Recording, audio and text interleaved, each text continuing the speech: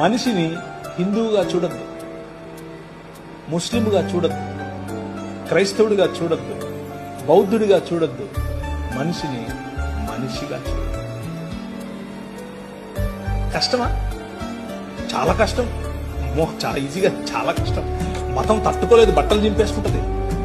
నిజంగానే ప్రభువైన యేసుక్రీస్తును చంపింది ఎవరు అంటే మతమే కాదా? ఆమె పిలాతు చేతులు కడిగేసుకుని నాకెందుకు రా బాబు, లే చంపండి అని అన్నాడు. మతం నిజమైన మనిషిని చూస్తే బట్టలు చింపేసుకుంటుంది. ప్రధాన యాజకుడు అన్నాడు, యూదుల రాజుకు క్రీస్తు. ఏమి నువ్వు అన్నావు? అవును, నువ్వు అన్నట్టే. మనుష్య కుమారుడు ఆకాశ మేఘారుడై దిగివచ్చుట మీరు చూస్తారు అని అంటే ఇంతకంటే ఎక్కువ సాక్ష్యం కావాలని బట్టలు చింపుకున్నాడు. మతము తట్టుకోలేదు మనిషిని. Try to live a real human life.